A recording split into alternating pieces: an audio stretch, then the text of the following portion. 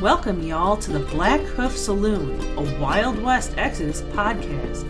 Mosey on up to the bar and get yourself a bottle of firewater or a glass of sarsaparilla and listen to some good old yarns about adventures of law dogs, outlaws, and weird creatures. So set a spell, water your ride or your rider, and get ready to tune up your posses. This is the Blackhoof Saloon.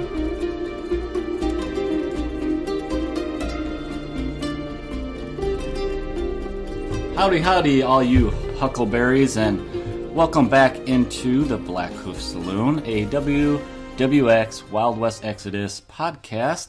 This is Eric here again, and I am joined by my good buddy down in Texas, Brian. Say hello, Brian. Howdy, everybody. Well, we are back to the regular episode after we had a guest on. So, Brian, what have we been up to? You want to recap a little bit of what we've been working on lately? Sure. I quickly received a copy of the Divine Intervention posse set, featuring the new Colt Corolli with the faction called the Order, and I've been feverishly trying to get these done before the next purchase that I'll be making. your new project. Yeah. Well, I got to get them done before, because otherwise they'll get put to the side. All right. Well, I actually lately got to run our previous episode. We had a posse building homework, and I actually got my list to the table twice now, and it's the all boss list that I came up with.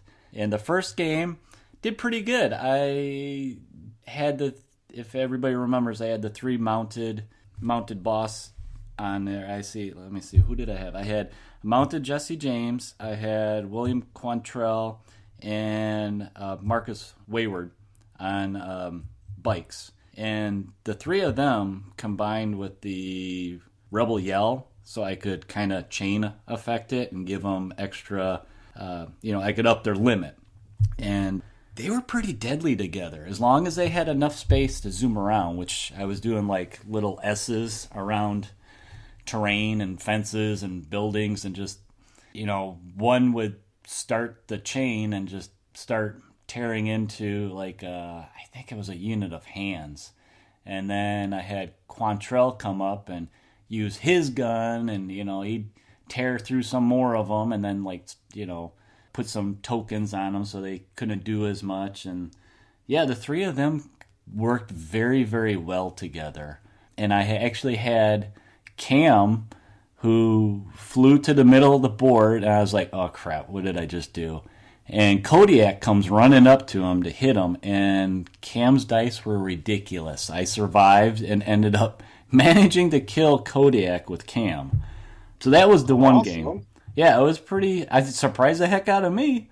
And then the second game, we talked about one of the problems with the list could be that I just could get tied down by the numbers game. So I faced a Union posse, which included both Legendary Tesla and their big old nasty tank. So the player basically did like a sandwich effect on me. So he started, those 2 big beasties at the corners and just worked his way forward towards the middle. And Tesla's no joke. He took out, let's see, 1, 2, 3, 4. He took out 4 of my bosses by himself. He's pretty rough. So that did not go well. And then, the rest of the Dr. C, I actually switched it up and took out Annabelle and we talked about putting in the Countess in there so she could give people tough and stuff like that. And she did pretty good. She was the last person standing.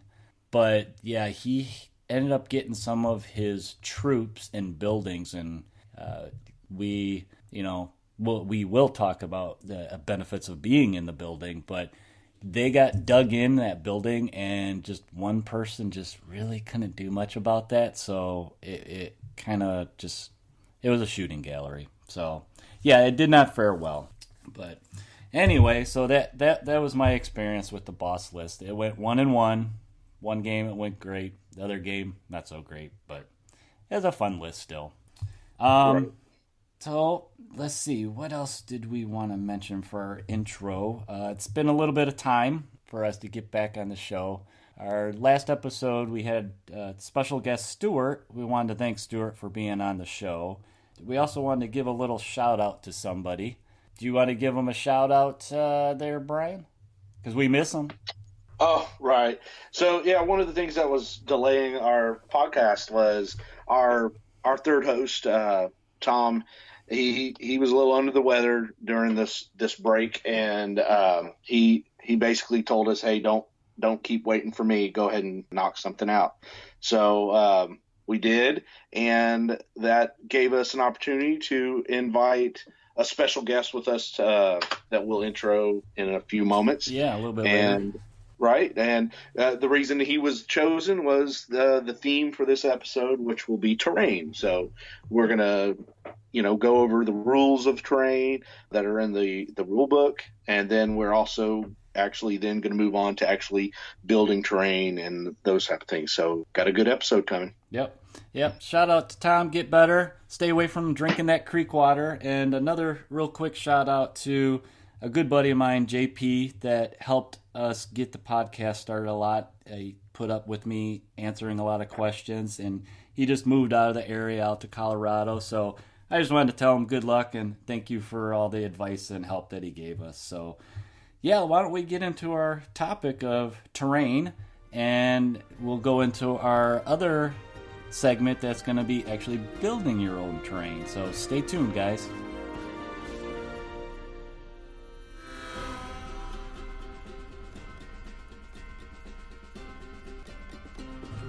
All right, cowpokes here. Today we're going to be talking about terrain and the play area. So previous episodes we've talked about, building posses, what you need to get started. And one of the things we haven't talked about really is the play area. So that's what we're going to go over today. So me and Eric are here. We're going to talk about the play area, and then a little bit later in the episode, we're going to have a special guest on, and we're going to talk about terrain even more. That is basically going to be a hobby section where we're going to talk about, building your own terrain or using some of the kind that you can purchase. So the play area for Wild West Texas in the new game is 3x3, so 3 foot by 3 foot. Or if you're going to play in a really big game, right, Eric, you would want to enlarge the game mat to 4x4. So that'd be something like Tom's dream posse build, where you have a lot of vehicles zooming around the board. Right. You may even want to just go ahead and blow that out to, a 4x6 table, really. But so once you determine the size that you're going to play, so like at 750 up to 1,000 point game, 3x3 is going to be your sweet spot for terrain. The next thing is you and your opponent have to discuss types of terrain, right? Or the ground in the terrain. So that's the first layer of terrain is the ground. And you can have open area, uneven ground, and then what's called impassable. So open area is your movement or your quickness is straight 1 inch per quickness. Then if you're going to have uneven terrain, every inch of movement costs 2 of your points of quickness. So it slows down your models. And it's really important when you're using units, because as you move a unit, if 1 or 2 of those guys in the unit hit that uneven terrain, they're going to slow down. So then you have to worry about unit coherency. So before the game starts, you got to really determine, hey, what's impassable terrain, which means you can't move through it, and then what is uneven ground, which will slow down movement during the game. You don't want to be halfway in the game and your opponent go, hey, wait, that's uneven. And you go, well, hey, we didn't agree to that. Yeah, it'll really hinder your strategies if you don't discuss kind of beforehand, what is this, what is that? Because, yeah, there's nothing like you're getting ready to do a big haymaker somebody's boss and you're going through a certain area and it's like, oh wait, that's quicksand. It slows your guy down. You can't get there. So one of the cool things about Wild West Exodus is your terrain can vary like greatly depending on where you guys want to play. And so when you're going over what is uneven terrain, some examples would be like sand dunes, right? Because there's desert areas you can be playing the game. Maybe like scrub brush, or like maybe some of your terrain you build, you make some like just sections of bushes, right? You would say, hey, that's kind of uneven. It's going to be harder for guys to move through that, with the pick of rares or something like that. Maybe even crops. Like if you do a little town and you got the cornfield in the back end, that would make good terrain, and it would be considered uneven. Sometimes people use forest. So like if you put a bunch of trees and you attach it to a little section, then that would also, it's harder to move through forest when you're, an army. Yeah, I actually use the trees quite a bit in some of the boards that I build for the guys at Grognard's. And, I tell them that, okay, yeah, you can kind of see through it, but it's going to give you cover also. So that's something you can think about. And then, like, right. if usually it's a tree that's kind of on that base like you're talking about.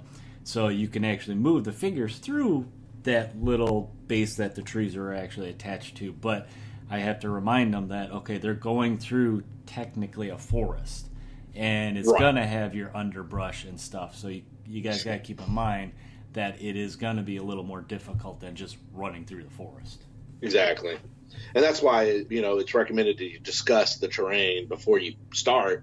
That way there's no miscommunications. Okay, so one of the biggest, I guess, draws to a game that I ever discussed over time was, blowing up buildings, right? Now you're talking some fun.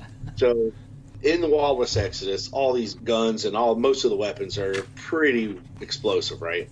It was optional rules in the original version of Wild West Exodus. So now they basically said normally buildings aren't destroyed, right?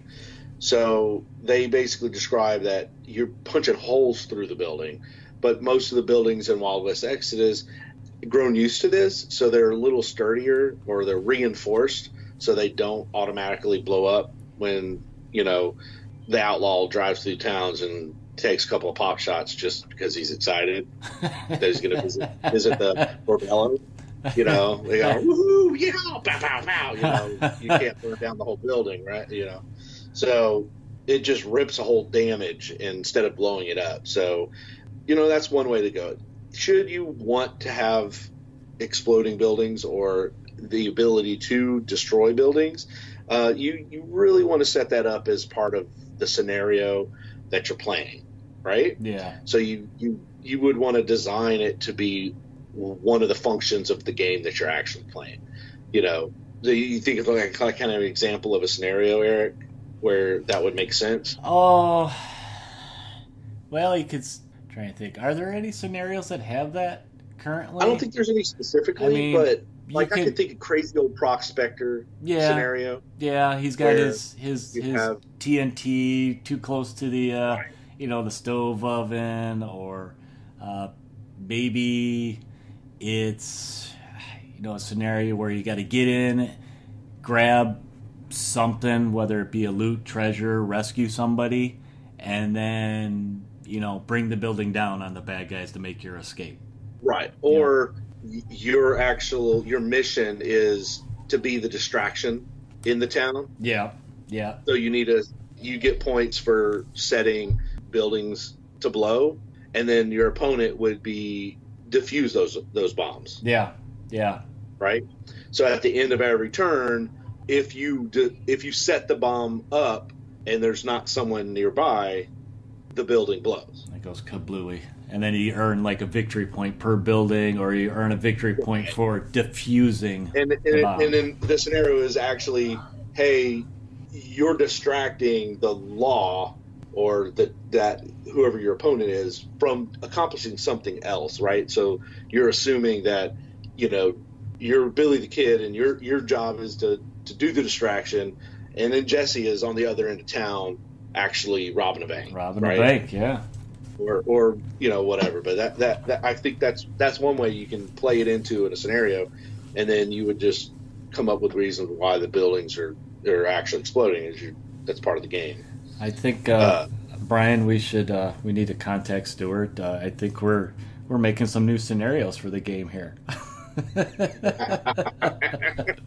Hey, you may ever some see brainstorming. So Stuart, if you're watching, any of our ideas that you like and you can build on, go right ahead.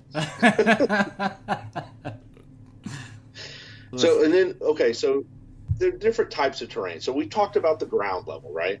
Which is basically your fields, your basic fields of grass. And some people don't have anything, but you can use fabric, you can use mats. There's several different wargaming mats that are out there that you can use. So that covers the first layer of your play area. The next thing is terrain, right? Then terrain runs the gamut of two different categories: area terrain and then buildings. So area terrain obviously would be like outdoor function areas, right? So trees, brush, rocks. Could be pillars of stone. Could be piles of boxes and barrels, that type of thing. You scatter terrain, so you would barrels, fencing, barricades of various sizes, trees, a lake or a pond. Yeah. Some people use a little water effect. They can make it in, that would be another thing for what would be in the area. The crops that we talked about a minute ago, those are all would be area, right? The other one would be buildings, okay? And so in Wild West Texas, buildings, you can use various sizes, right? Some people like the buildings to be in scale with the models, but the way buildings work in Wild West Exodus now, they don't necessarily have to be, right? They can just be a representation of it because the game doesn't spill into the buildings. Yeah. So you can use smaller terrain. So some of you Malifaux players out there who want to use your Malifaux scaled buildings, they still would work. That's usually like 28 millimeters is what Malifaux is? Right. So, okay. So, just at a glance, the scales are pretty close, but the buildings do look a little small when you plop a Wild West Texas model, especially with the bases on these models are really a little bit taller than most basing. You just gotta kind of think that your little dudes they're well-fed boys, so they're big and strapping. Right. So here's some of the things about area terrain, right? So they have this list in the book. It's on page 36, and it goes over the types of area terrain, and then they have some rules that you can put on them that, enhance the game, right? So we have deep river. They suggest using the rule uneven, which halves distances traveled for the move actions that cross it, which is basically, uneven ground. Then dangerous. So dangerous is a rule that models in base contact immediately gain the hazardous condition, right? So you're in a deep river, that could be hazardous, right? You can drown from that. You could say it's like rapids, going through rapids. Right. You can hit a rock while you're moving through there and it can hurt you. So those are the suggested risks of walking through deep river if you make yourself a river terrain piece. Fence is just an obstacle. If a model cannot fully cross area terrain with the obstacle featured as part of a move action and his base is wider than also obstacle, then it cannot cross it. If the base can fit on the obstacle, then it can stop on top of it. Depending on the height of the obstacles, player may consider it higher ground. Models may need to climb to cross an obstacle. Models in an oval base may cross obstacles if they have the living mount trait. So some of those things, with the fences is if your base size is larger than the fence, then you can just climb over it. Yeah. If your base is smaller than the fence, then you're going to have to actually climb over it. Yeah. Uneven ground for forests, right? Hills. If you're on top of a hill, you're considered on higher ground. Higher ground is actually kind of nice. It gives you a strategic advantage. So, one, you can overlook and see more of the play area, giving you a better line of sight. while you're on higher ground, a model can focus their aim checks for free. Which I think a lot of people forget about that, focusing for free. Right. That's huge. Yeah, that's huge. You're saving, your fortune or your action points to, so you can do something else while you're up there. Right. And you also count as obscured against any unit except those who are also on higher ground. So anyone else on the low ground, are harder to hit you. So for line of sight, when you're on higher ground, so terrain with the higher ground feature must physically be base size XL or larger. But regardless of their true size, they are considered to be base XXL or larger. And so models on it can always draw line of sight over smaller terrain pieces. So they're easier to see, basically. Right. When other large XL large size terrain block the line of sight of a model on higher ground, you should get a model's eye view to determine whether models in your unit can see over a particular piece. So, like, say you have a building that's a 2-story building, and your model is up on top of it, and there's a tree, right? Yeah. But it's not a 2-story tall tree. It's just a 1-story tall tree. You will always be able to assume you can see over that, and you won't have to actually draw a line of sight. You won't have to look behind your model to gauge that. But if there's another 2-story building, the same size, target is past that building, you would then want to actually bird's eye or model eye view from your model to your target. Because that terrain is in between you, you still might be able to see the target. Yeah. Something I like doing in that kind of thing to, get that, see if you can see that line of sight. And I don't use it a whole lot, but every once in a while when you have that doubt, that question, is I whip out one of those little cheap, laser lights that you can get at the dollar store. And it's a little bit easier. Like, sometimes you can't fit your big old noggin down by your model to see if you got a line of sight because there's too much stuff. So that little thing, you can take it down there and hold it next to your guy, his head, or the guy up on the building on his head, and just follow that laser line, see where it hits. So kind of a simple way to avoid arguing too sometimes. Right. So those of you who live in some of the lucky spots in the North America that have hot springs, they suggest uneven and also dangerous because of the heat and the water. You burn your nethers. That's a hot tub. That's a hot tub. Yeah, that's right. They have jungle on here, which would be uneven ground because of, like you said earlier, underbrush, trip you up. Mesa, okay, so you Warrior Nation play areas, if you're on a mesa, it would be considered uneven ground and then also higher ground. Okay. So you're walking up on the rocky top of a mesa, you'll be considered on higher ground, but it's also going to be harder to walk on it, I guess. So they consider an outhouse an obstacle. Ooh. I think I would avoid that one no matter what. And I guess, depending on where, it may also get hazardous, right? Or maybe who last used it. I think it depends how hot the day it is. That's right. So it's hazardous on desert boards, but not necessarily if you use a green mat. So let's see. Okay, so rooftops, higher ground, shallow stream, uneven. So it's like offset from like the deep river, you would have the dangerous, but for a shallow creek or something, you can have just uneven, Smoke screen, which there are several models that actually have access to that. If you have a smoke screen as part of your area terrain, there's a few things. It sets it apart from the actual stat on the models, right? So smoke screen, like terrain piece, say you're playing a scenario where they're doing a crop burn, right? Yeah. Or you purposely the union has set ablaze to something and there's just smoke in the field of play, right? That smokescreen terrain would give you uneven. It also provides shrouded and gives everyone in it the disordered condition. So all those things apply if you're inside that area of terrain. Stack of crates. So say you do a large stack of crates, it actually is now terrain, not just one little piece, but big enough to where there is movement over it because there's multiple crates. You are going to be uneven and an obstacle. Ooh, tar pit is in this list. Uneven and dangerous. That'd be an interesting one to put on the board, I think. Right.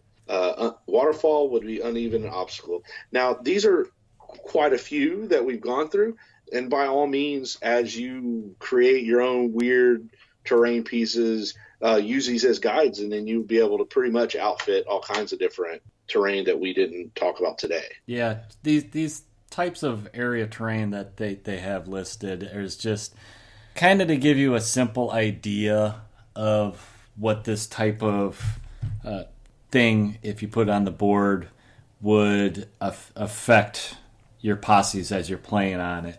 So as you, like Brian said, you're coming up with stuff. This may it's a general guideline. So there may be something that if it's not on here, it may be closely related to it. It's just you kind of got to do a judgment, with your opponents and other players when you start to set up your board. Right. So do you have any other thing to add on area terrain? We've kind of pretty much covered it. Yeah, we covered just kind of your basics when you're setting up the battlefield to give people ideas of before you start setting up your posses and rolling dice, to just kind of go over some of that stuff so beforehand, and you can plan appropriately based on the scenarios that you're going to be playing. So the last piece is buildings. So we didn't talk about buildings much. So the buildings, one of the neat things in the new game is they're abstract, right? So the way the buildings work is they work in an abstract. So you don't actually go up to the door, unlock it, and walk in, and then you have to go find a window to shoot out. You don't have to do any of that, right? So the way buildings work in Wild West Texas now is you move your model within 3 inches of a building, you make a get in movement. So it's a move action called get in, and your unit goes into the building. Just goes in, yep. Goes in, and then now your unit can shoot out or strike out from that building, and it doesn't matter where. It's now you have a 360 attack field from the building. Yeah, you don't have to be in a certain window or an opening. I like to think of it as, okay, you imagine your say it's one of Jesse's hired hands in there. He's got some of his just nameless units in there. And you think about, okay, the law's coming down the street, they're hiding out in a building. They're just busting a hole in wherever they can to shoot at these guys. So you just think of it that way. There's a knot hole, there's a crack, there's a hole in the window, Yeah. And vice versa, shooting into a building, you're assumed to be able to, you see the unit moving around. Yep. Either you saw, he peeked out the window, boom, you have line of sight. You only have to draw line of sight to the building, not necessarily anything specific in the building. Yeah. So that's also, works both ways. And so it makes it abstract, right? You're not having to draw a specific line of sight through windows or anything like that. No, it keeps it fast paced and a little bit quicker going. So here are some of the things to remember on buildings, right? You should agree on the base size value before your deployment. For larger buildings, you should agree like it's a single story building, or if a double X plus, if it has 2 or more levels. Buildings should be large enough to have a capacity for 10 small bases. Should a level be smaller than this, it is suggested that it not be considered to have a capacity. The way I see it is you don't need to actually put your models in the building. So if you have buildings that actually don't have liftable roofs, it doesn't matter. You just would put a token or stand your models on top and just make sure everyone knows that they're not on the roof. Yeah. A lot of times we'll use just one model and kind of put them by the building, and then the rest are off to the side. So you remember, okay, that guy's unit's inside. Right. Units always occupy the lowest level first. So if it has a second floor, you actually have to take another action to get up to the other level. Higher levels of a building cannot be occupied unless the lower level is occupied. Buildings are impassable to all models except for small and medium-based units. Only one unit of hands or support may occupy a level of a building at a time, but multiple boss or face units can occupy the same level. The unit is considered to be in coherency while occupying the building. So once you're in the building, it's assumed your unit is in coherency. You don't have to keep track of how far apart they are. I think one of the most important things, Brian, coming up that a lot of people forget is when you're inside the building that your unit that's in there gets cover, and they also get the condition of hunkered. Man, I had a brain cramp there. So you get both hunkered and cover when you're inside the building. Yeah, your unit is automatically assumed to have made an in-cover free move action. So it counts as obscured by the building, and you receive the hunkered condition. Furthermore, the model's base side is still used for claiming the obscured advantages from any intervening terrain, and units in a building can only make in-cover, strike, shoot, and get out actions. So you're limited to actions while you're in a building, but you do get quite a few advantages. So one of the things you have to remember is if I'm in the building and you're shooting at me from across two other pieces of terrain, those obscure bonuses from those other two pieces of terrain also work in my favor. Yeah, because it stacks. It stacks up to what you get from the building. Yeah, I've watched a couple of battle report videos, and they sometimes forget. Yeah, it's easy to forget. Yeah. Oh yeah. That's the joy of miniatures gaming in general. That's right. So rooftops of buildings can often allow units to be positioned on them. In all respects, units on rooftops should be treated as having higher ground and are not considered to be inside the building or in base contact with it. So yeah, they're just hanging out on top. So they something too to just remember, they're not inside, they're outside, so they will not get that, that free hunker down condition. It's just going to be, you got to think of the higher ground qualities. Right. They get the obscure bonus for being on higher ground, and they get the free aim, but they don't get the free in-cover bonus. Yes, yeah.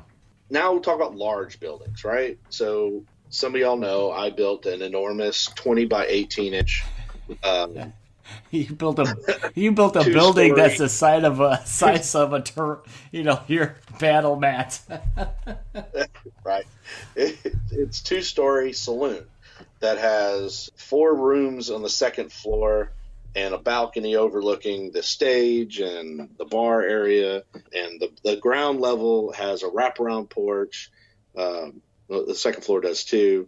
But it also has a poker room and a kitchen. So it's huge, large building. I designed it and made it during the first version of Wild West Exodus. When you actually played all your buildings, you played inside. You had to, they weren't abstract. So, but there are rules for large buildings in the new version, and they assume all buildings are small enough to where you can easily cross from one end of a building to the other within an activation. Yeah. But there will be some buildings that will be bigger than that, right? So if you have buildings that are comprised of multiple sections, you can rule that they are considered large buildings. If players agree for particular large buildings, such as a saloon, the capacity of a level may be increased to 20 to 30 models. Try to keep them in with 10s just for simplicity. And you obviously should specify what changes that you're making towards the large building before you start to play. These structures can be split into discernible sections and agree with your opponent how many sections there are in the building. And each section is treated as an individual building. And a unit may not be spread or split between sections. So it's basically, you would set it up to where you say, for instance, my large saloon, you would say the common area where all the tables are would be one building, and then the kitchen would be a second building, and the poker room would be a third building, and then upstairs, again, we split it up by rooms, right? Yeah. And so when you would go through into those new sections, you would have to treat them like separate buildings. You would have to use get in, get out actions to do that. Move between sections as per the normal standard rules, and a unit can move from one section to the next by taking a walk action. And this is the only time that such an action is permitted in a building. Simply move your models indicating occupation from one section to the next. So you don't even actually use the move, get in, get out. You just have to move. You have to make a move action. So, like, I guess if we're in the building together, I would make a move action to move into a different area. And then, of course, obviously, your shooting in and out would be treated as the same. Units in each section must be targeted individually. Units can only move through between sections that are touching. I think it'd be fun to play in a board that was primarily like inside of a building, like your saloon. I think that would be... It would make for some different tactics in a game, you know? Right. Say, you have a scenario, you make up a scenario where you bust into the saloon because the law's holding one of your outlaw guys in the upstairs parlor, in the back, and you gotta... They're kind of... Think of like the movie 3:10 to Yuma, and they got them upstairs and they're waiting for the marshals to come. Oh, he's not coming, so we got to get him back down, so... It's like going through this army to get them over to the train. It kind of makes for some interesting strategies and some story that you can tell with the game. I think or even better, do a demo where you have Jesse James against a saloon full of hands. Yeah, just a bunch of... And pretty much do the scene from Unforgiven. You boys don't want to die, get out the back door. Let's see which ones pass their mind check and which ones don't. Yeah, you better roll a yellow check before we get started, boys. So we pretty much covered the section on terrain and play area in the book. So obviously there's some other things that we didn't read it verbatim for you, but there's some other things you're going to want to read through that section just so you and your opponents have a good understanding of when you put your terrain together and you're about to start playing.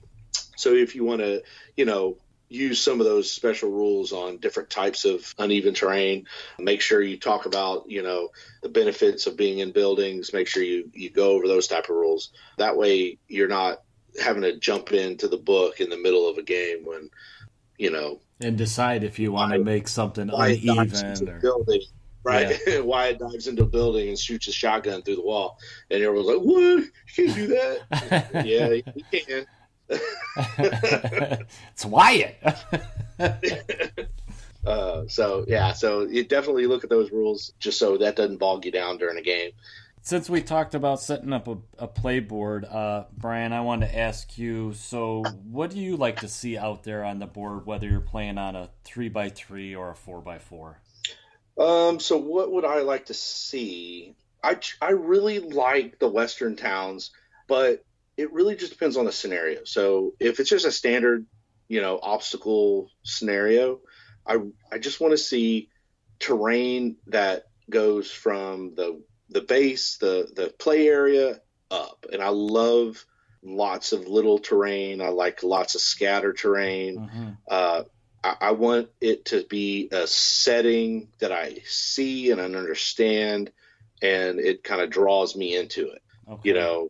I really want to feel like the models are in the right setting. Okay. See, I like when I set up board, I like to try to kind of imagine a story, and I do end up putting a lot of scatter terrain. I guess the people in my towns and my boards are just animals. They just leave their junk laying all around the streets.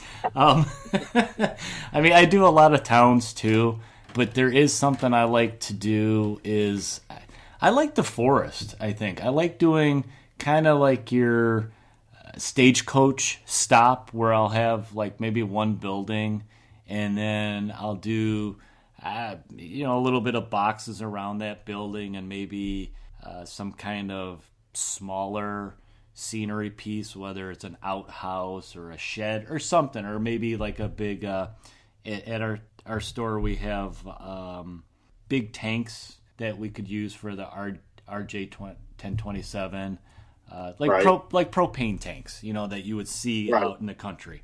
And then surrounding that, then I'll put like my ponds, or I'll put a lot of rock outcroppings, like they're in the Rockies, and this is a stagecoach stop. So then I'll have a lot of your forest scenery, like trees and stuff like that. I kind of like that kind of stuff because then I'll plop little animals here and there down, like they're animals in the forest. So no, that's cool. And see, that's what's neat about when you play games like this. I mean, this is the only war game I played, so it's that part of it is, I guess, captured me to where I really look forward to seeing, hey, okay, so what's the table's going to look like? So like when I was at Adepticon and William Mack shows up and really I just want to play on his tables. If I could always just play on Mack's tables, that's what I want, because he truly has captured the layering of how I like tables. Now, mind you, I don't have all the things that he uses, so I'm still fighting to attain that for my own games. Yeah. You got to get some more 5-gallon tubs. Right. Well, no, but I don't have any of the little pebbles, so I got to invest some pebbles. I need some rocks. I don't have any of that stuff. So, and I'm still collecting scatter terrain that I need. It takes time. I mean, for anybody that's looking to build their own tables and stuff, don't get discouraged. It does take time to get the kind of the stuff that we've talked about or are going to talk about. And, you get the little pieces here and there and, use your imagination of, what you might see in a town or in a forest. Definitely don't not use scatter terrain just because you don't actually own any. Grab whatever you have. Yeah. Definitely make sure you have scatter terrain in your play area. Otherwise, you have nowhere to hunker down and get some cover. I mean, if you or your neighbors, have any kind of landscaping that has lava rocks, you got scatter terrain. Right. We are not encouraging the theft of neighbors' rocks. You're just borrowing it. You could give it back. Well, no, you just be neighborly and go over and knock on the door. Oh, hello, neighbor. Do you have any rocks that I might have? Instead of sugar, you're asking for rocks. Hey, they might tell you to go pound rocks, but Anyway.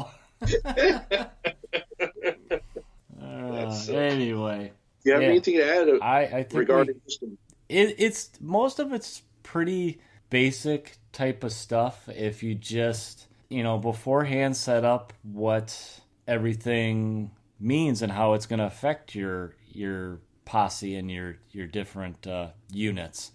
But yeah, I think we basically covered it. And I mean, once again, as always, if anybody ever has questions, feel free to shoot us a line on the Dark Council or even at our Gmail account or on our Facebook page. And yeah, I mean, if there's questions, and we're always here to help and maybe give you guys some ideas, which in our next segment coming up, we'll have some pretty cool ideas for everybody. But I think that pretty much covers it. Brian, if you want to move on to our next segment.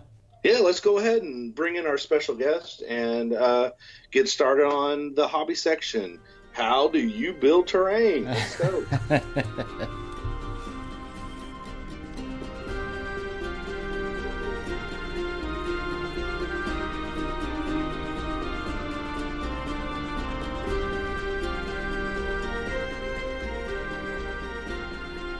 All right, gang.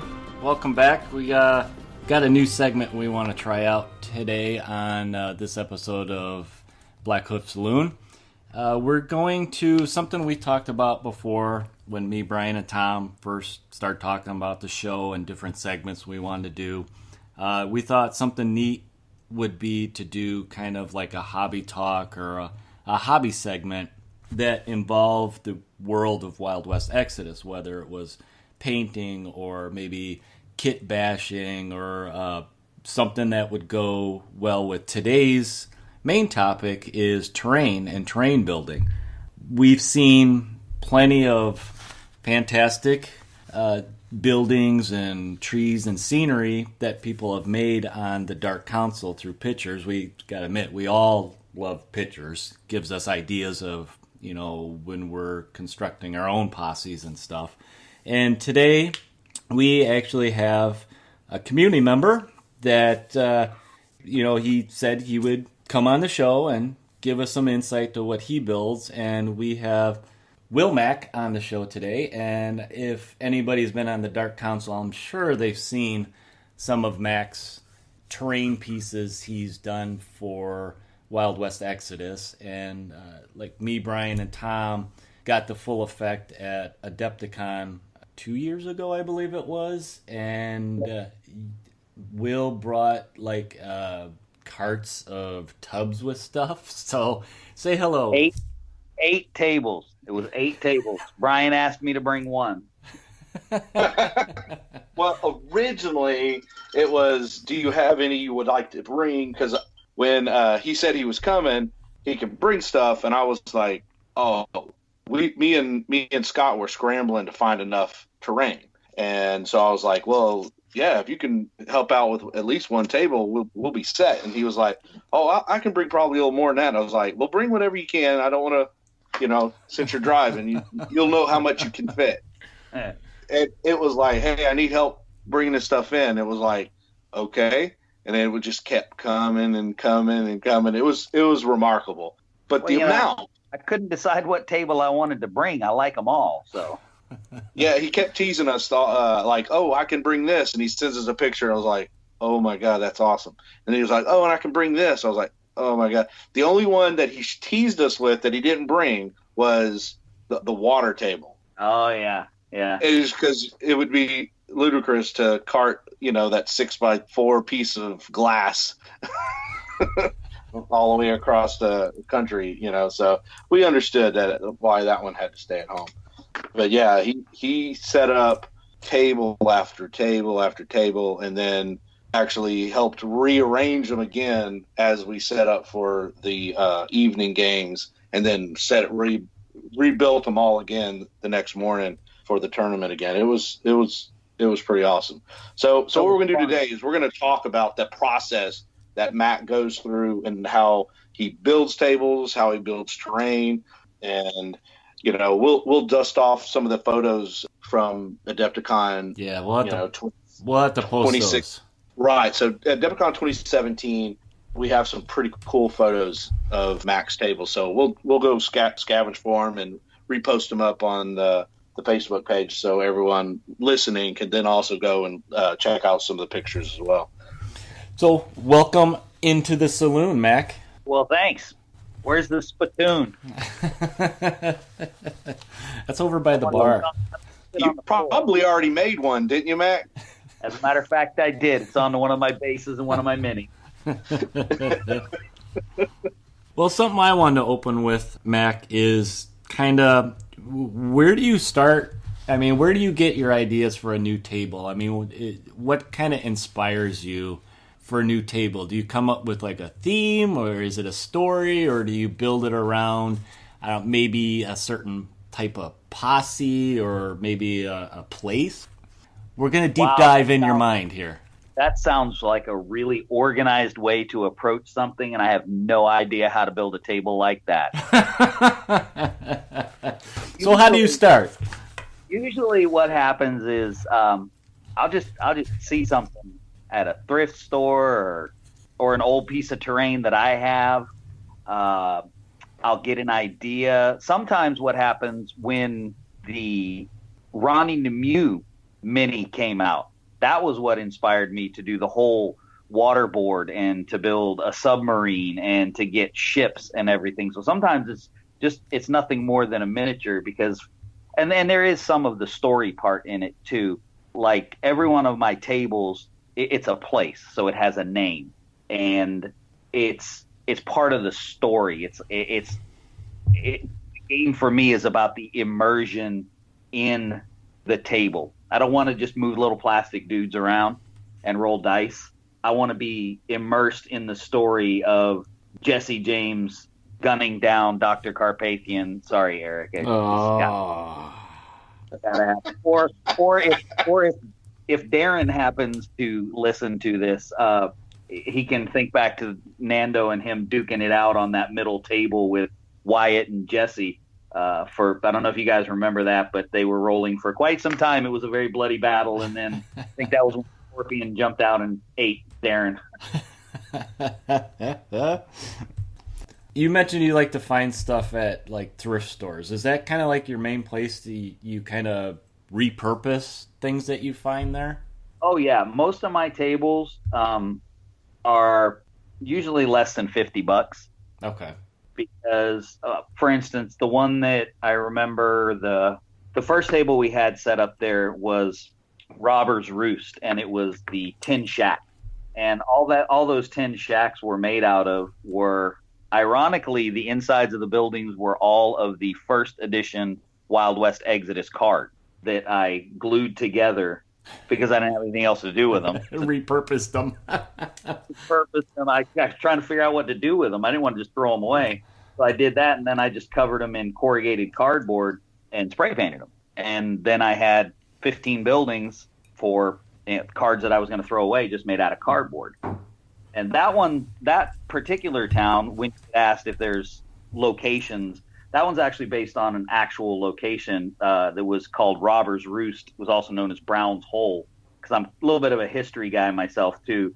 And it was a legitimate outlaw hideout in the Rockies, was Brown's Hole. So that's what that town was made after, or that table. Oh, that's cool. That's cool. Is there like specific things you go to look for when you go to the thrift store or garage sales or anything like that? No. And that's because I feel like that if I'm looking for something, if I have an idea, I might be looking for something specific. But if I'm just going to look, I kind of feel like if I'm looking for something specific and I don't have an idea, that I'm going to miss something that might be a really cool piece of terrain. And sometimes it's the simplest stuff that goes a long way too. So hot glue is your friend.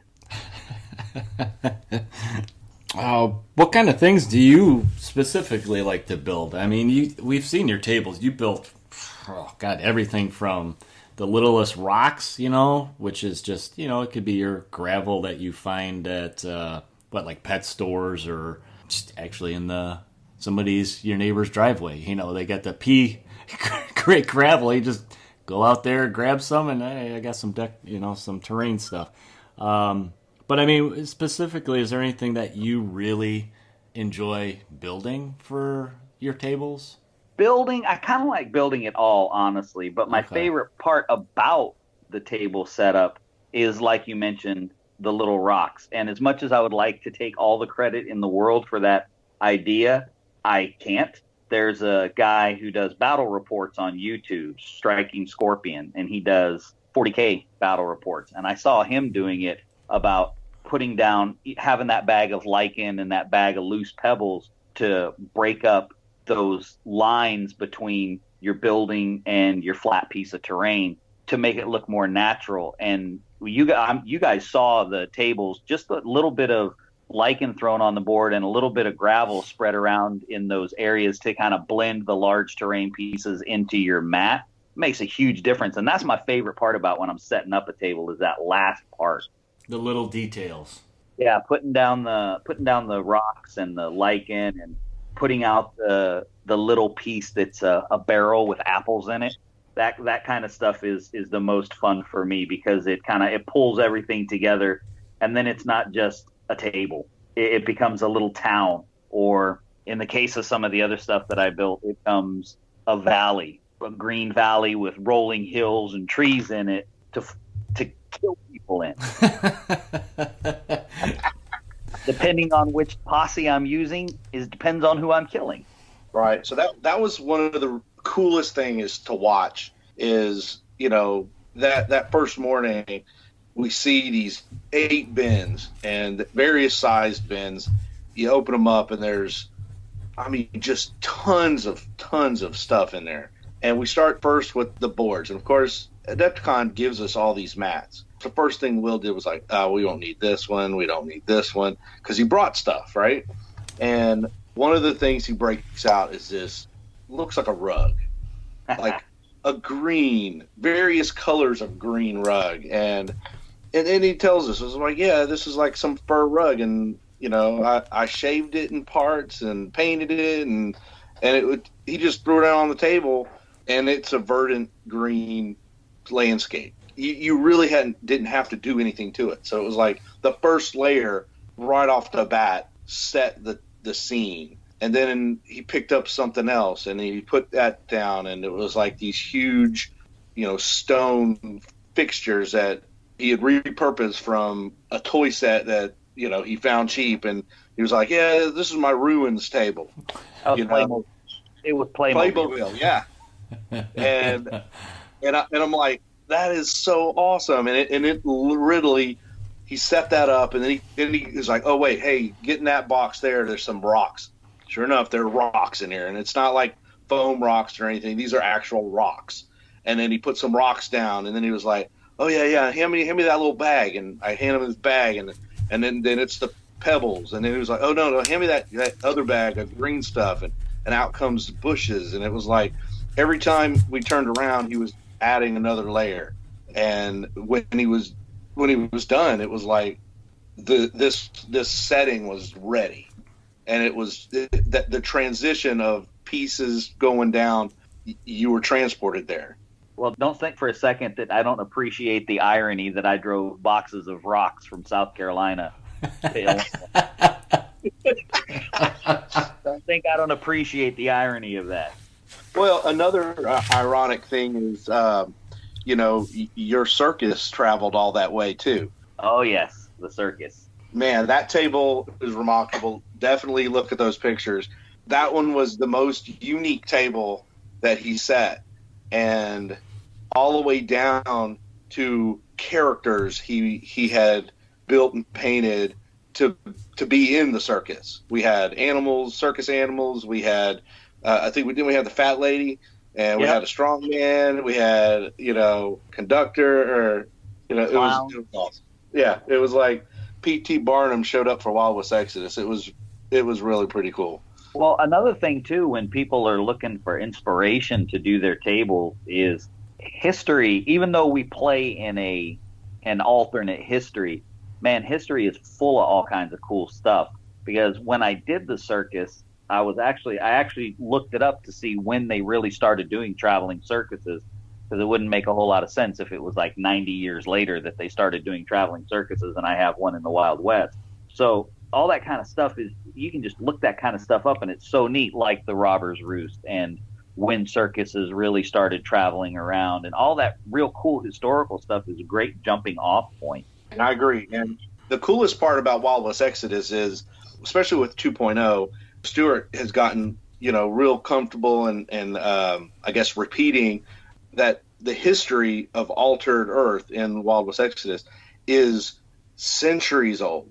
And we're just happen to be telling the stories that are happening after the Civil War.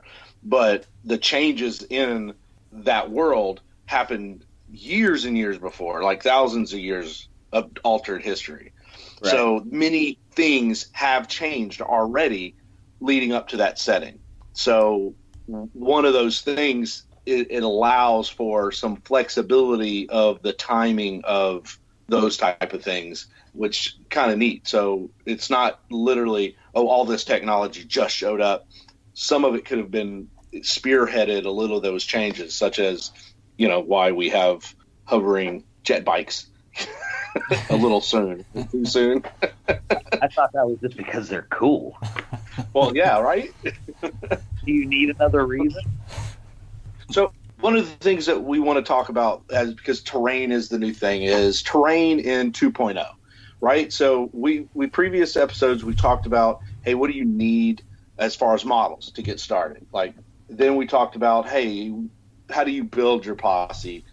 One of the things we need to say, hey, what do you need to actually play Wild West Exodus? We haven't talked about terrain, so let's kind of talk about the basics a little bit, and then we can start talking about how to introduce some of these advanced techniques that Mac has shown us, how we can truly capture the scene of our battles instead of just having boxes on a table.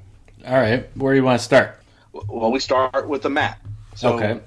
There are different types of mats. Wooden tables can only get you so far, right? It kind of breaks up that mystique of just playing on a table. So there's different options. Like I know I picked up a felt mat, and it's been painted to look like desert, and it even has some sections that look like the roads in the town. So it has some gaps where you can put down buildings. And so it's got an easy starting point. But what are some of the other options that we could use for the ground level of our terrain? Well, I'm a big fan of the neoprene mats because they don't slide around on the table, and inevitably someone is going to spill something on your table. It might be you, but it might not be you. And the neoprene is just a mouse pad, so you can just wipe it up, and it's really not a big deal. And when they first came out, they were pretty expensive, but nowadays you can get them for reasonable prices. I have a friend of mine who is out of North Carolina, and he sells mats. So, I like to network with people. So I may or may not be able to get them pretty easily. And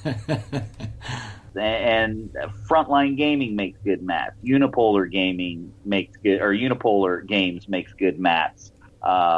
There's so many of them out there now, and they're pretty easy to get. And I know a lot of stores carry them. I'm a fan of neoprene, but like the grass one that you talked about, that was I don't even remember how much it cost. I think it was about $7 a yard, and I got 2 yards of it, so that was $14 I spent on it, and then I had to paint it, and that was it. And then you had a grass mat. Painting, it's fine. Combing it out, not so much. You mean you didn't call in the kids and say, "Hey, kids, grab a comb"? You remember that, huh? I think that's in the Dark Council. There's a picture of all of my children and me combing out. Yeah, he did one for me, and I saw the kids. My kids are my gaming group. That's right. But not neoprene mats personally, but the felt mats are really good too. I know who is it? Cigar Box mats. They do nice felt ones too. And a lot of these companies that make these, they have your different theme mats, like your desert, or I have one that's a Badlands, so it's a little more brown. We've seen stuff there's jungle out there. So say you want to build a board that's kind of around the Confederate posse, whether it's Marie Laveau and you want to go more of the Bayou, or just the southern kind of feel to it. You got kind of that bayou swampy look, or then there's your snow. Yeah. Very good one. That's right. There's everything is out there. You can get a mat for just about any kind of terrain that you want. Right. So one of the options that we didn't talk about yet is actually building a foam, table. Foam, so where foam you actually core boards, right? Carve into some, some foam, and then you can do like trenches and burnt earth and a bunch of craters and stuff like that. And I see a lot of the videos on YouTube where that's mainly a lot of the style that they do for permanency. Right. And I know Rob Hawkins, he's made all his tables are based on starting with the foam foundation. His stuff's phenomenal. I love his stuff. Yeah, if you haven't seen his recent build that he's putting together for Gen Con this year, wow, I am like bated breath waiting for the next posting. He's building a harbor. Do you know what his blog address is, off chance, Brian? I think it's I Rob Hawkins. Yeah, I think if you just do a search for Rob Hawkins, it's going to come up. Okay. That's how I first found him when he did the first couple of Wild West Texas tables, because I never, being new to the wargaming setting, I didn't know who he was, so I would just do a search and found his blog fairly easily. What's neat about that foam that he uses is that you could go to any home building store like Home Depot, Menards, and they sell it in like 4x8 sheets. It's really cheap. You can get it different thicknesses and cut it up. It's really neat. You live in Illinois where they have the thick 2-inch stuff. Yeah. I live in the South. They don't sell the 2-inch stuff down here. Oh. We don't need that kind of insulation on our houses. You just double it up. It doesn't get that cold here. For Rob, it's robhawkinshobby.blogspot if anybody wants to go check out his stuff. I need a hotel bell so I can go ding ding ding ding. No, I think you verbalizing the ding ding ding went fine. Okay. Okay, so after the table mat, right? Let's talk about the different options for buildings, right? First we'll talk about buildings, then we'll talk about other settings. Like you said, snow. Obviously, you can do buildings in snow, but you can also do, like I think you mentioned, a valley. We've seen some of the desert settings where you can actually build like mesas and pillars of rock, and we've seen some of those examples on some of the battle reports that we've seen just recently. Mini Wargaming, their third battle report actually had. That was the table they used, was the Rocky Mesa table, and it was pretty neat as well. So what I did when I first got into the game, I was like, I don't have the money to buy the terrain out there, like calling some of these places that actually did MDF or anything like that. So I was like, after being inspired by Rob Hawkins, I was like, yeah, I could do that. At least I can get it close, right? So I started building terrain. Of course, the first version of Wild West Texas, the transition from outside to inside was seamless. There was no interruption of, you just flowed right into the buildings. So all of my terrain that I had built was all big enough to where the models could fight inside. Yeah, and and I used foam board. You can buy it at hobby stores, and then. Although my very first one, I was too eager to wait to get some foam board, and I just used a hard paper and a glue gun. So I literally just glued hard paper, like 2 sheets of hard paper together to make it, sturdier. And I built my first building out of just cardboard, and not really cardboard, but it was like hard stock. Oh yeah.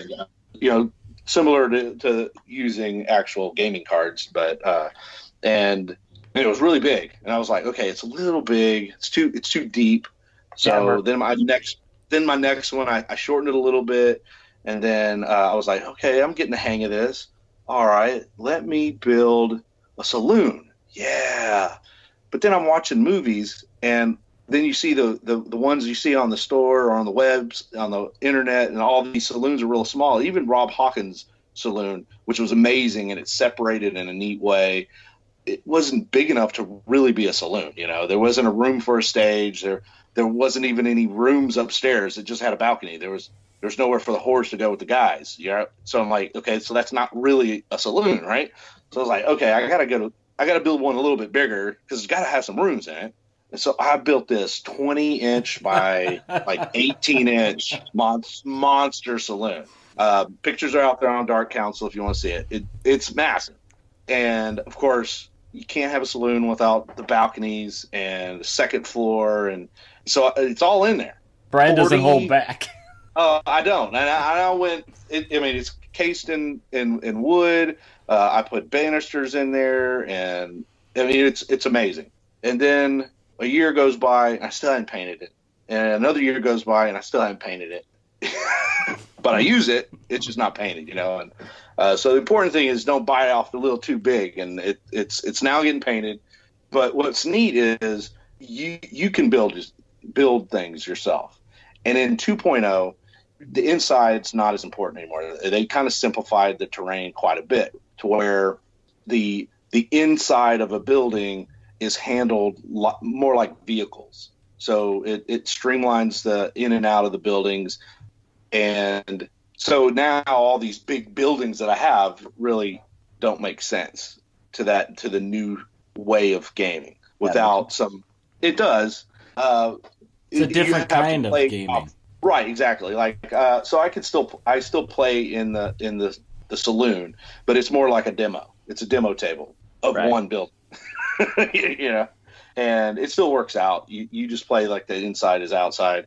But, you know, the neatest part of this new era of Wild West Exodus is now War Cradle is making terrain, and their terrain is smaller because they don't have to be big, because most games, the outdoor setting in the town is where most of the gameplay is going to happen.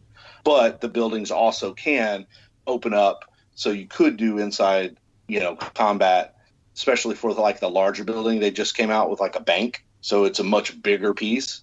So it does open up those options for gameplay as well. You mentioned, go back a little bit, Brian, you mentioned that one of your early ones is you just use like a paper cardstock to make your first buildings. And I think that's a neat point to bring up to people that don't really have the money to either buy the MDF or, you know, some of the nicer pre-made buildings that you just put together, that you can make your own terrain for really next to nothing, just based on whatever you can find around the house or at your, like Will said, you know, at the different resale shops and stuff, and you just repurpose it. So it doesn't really take a whole lot to make terrain for your games. Well, you can fill up a table. Like, I know one of the things that was leading to a lot of people terrain-wise for Wild West Exodus back in the original edition, and even now when you look at a table, is so many of the fights go down in a town, and the MDF buildings are expensive. So it's hard to get 13, 14 buildings on the table, right? Yeah. Right. Right? Wrong. Check it out. I got a secret for you. You ready? Shoot. Are you ready? Okay. I'm ready. Buy 2 MDF buildings of a style that you like. The MDF buildings you have to assemble anyway. Everybody has cardboard boxes. Take your MDF buildings, pop out the external walls, trace them on the cardboard as many times as you want, cut them out, put together cardboard buildings that are going to look exactly like your other MDF buildings, so that you can put those together too. It's a really easy, really fast way to reproduce your buildings. You're still buying the MDF buildings that you can afford, so you're still supporting the companies that we need out there to produce this stuff, so we have them for the games, but you're also filling up your table in an inexpensive way, and it's your table. You know what I mean? You built it. You can say when somebody comes over to play on your table, they're like, yeah, that's my stuff. Those 2 are MDF buildings, but the rest of them I built. So it's a really easy and quick way to do it, is to just trace the panels and you get the basic structure. I've got a handful of buildings that I did like that because I just really liked the way that particular building looked, just tracing that outline, tracing those pieces and cutting them out of nothing more than cardboard boxes. Because, like I said earlier, hot glue is your friend. Now, don't get me wrong, hot glue is hot. You will burn yourself a lot with hot glue, but it's your friend, man. I mean, you can build something out of cardboard with hot glue. You can coat it in watered down regular school glue, and you can throw it up against a wall and it won't break because it's just solid. And you can fill up your table with buildings for next to nothing, cardboard boxes. Funny is, he mentions this after I already built my MDF building. I thought of it after I had built most of mine. I had to order another one. I was like, oh, that's a really good idea. Especially since some of the buildings that War Cradle have come with 2 signs. So, you know, encourage you to have a second one. And that's one way you can get that other sign up on a building is to, you know, handcraft a similar, you know, replica of the one that you bought. So that is a really good idea, especially those who are saving pennies. Well, not only that, not even if you're just saving pennies, but some people will say, well, I just can't do that. I can't build something like that. Man, anybody can build this stuff. Like the way I set up a table, It's not anything but little techniques and stuff. Anybody can set up a table the way that we had all those tables at Adepticon that one time. It's just the little things. Being able to fill up a table with cardboard buildings, nobody knows the difference. Right. And that's what's neat about watching someone do it, watching the method of, okay, well, you got to put your buildings down. And really, when you're setting up for a scenario, there's certain layouts work better for certain scenarios, obviously. And, obviously the book is going to give you a heads up of how to set up your terrain as well. But what the neat thing is you can go deeper. You can always take that next step. It's like, yes, now we got our new table mat, right? We just got a mouse pad table mat, 3x3. We bought 2 buildings, so now we got the 2 buildings on the thing. And then there's that next layer, and the next layer is sometimes the most trickiest layer in the table design, and that is scatter terrain. Am I right? Yeah. Because if you skip scatter terrain, it's a brutal fight because there's nowhere for your guys to hide and get cover. So, now let's talk about things. And scatter terrain is actually one of the neatest ways, is because it's like a stepping stone into building a building, right? If you're nervous about building a building, start with a fence. Right. Or some barrels. Barricade. Start with some boxes for crates, right? And like you said, you can use anything. You can cut up some old cards.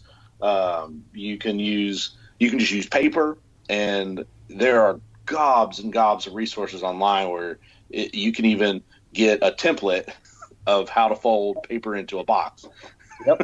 Yeah. Well, not only that, but you can get if you have a craft store, whether it's Michael's or Joann's or Hobby Lobby, whatever it is, they usually sell a box of half-inch or a bag of half-inch wooden blocks for $99 for like 30 of them.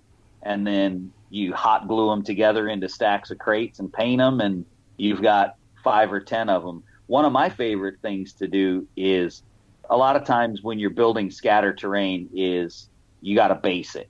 But then as soon as you base it, you're stuck with your scatter terrain for that table. And what I mean by that is you can't take your desert-based scatter terrain and put it on your snow table and have it maintain that illusion. You know what I mean? Because now you got a dry patch of sand in the middle of your snow.